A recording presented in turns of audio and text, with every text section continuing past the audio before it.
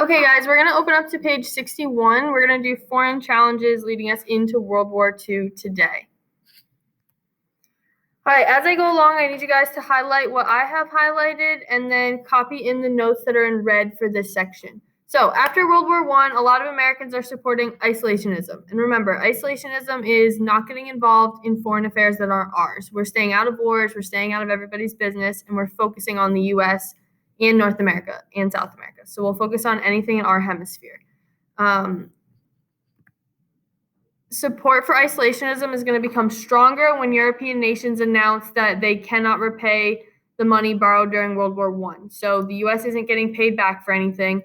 We're going to get mad and we're going to say, nope, then we're not getting involved in anything that has to do with you guys. We're staying within our borders. Congress is going to pass the Neutrality Act of 1935, which is going to make it illegal for Americans to sell arms to any country at war. Remember, in World War I, we got involved because we were heavily involved with Great Britain, even though we said we were neutral.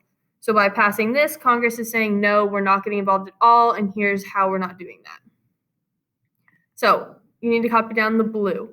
Isolationism is a policy of remaining apart from the political affairs of other countries. Why are we staying isolated? Answer that one. How do they do this? I want you to write down how they do this. There's 3 different neutrality acts. Put the first one right here. Act number 1 is Neutrality Act of 1935. Countries at war cannot buy weapons from the United States.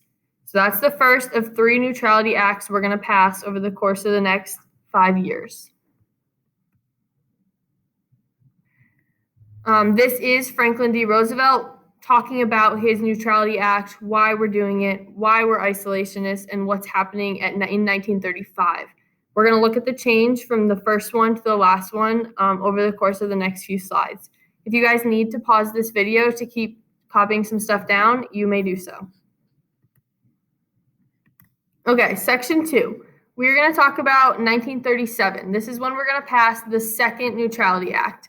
In 1937, Congress is going to pass Neutrality Act number 2. This one is going to say that you cannot sell arms or buy So it's going to say you cannot sell arms. However, you can sell non-military supplies. So you can sell to countries at war things like cash or food or stuff that they would need for war.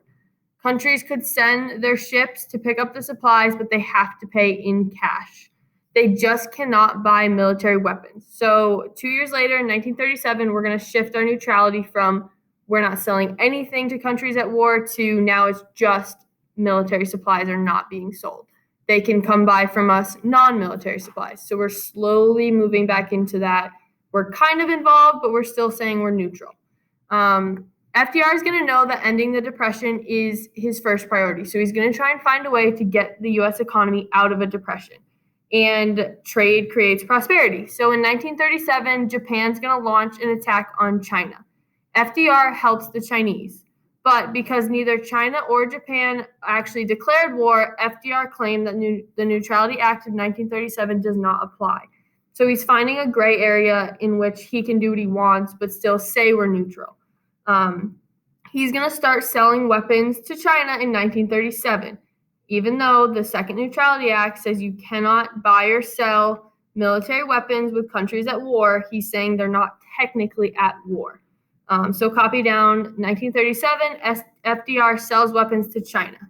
Why does FDR sell weapons to China even though they're fighting Japan? Technically, China and Japan have not declared war. He finds a loophole. So how does cash and carry work with non-military items? Great Britain will be like, help, we need food and supplies. We're at war. We can't do that. The U.S. will say, hey, we can sell you non-military items if you send your own ship to pick them up and you pay in cash. So that's that idea of cash and carry.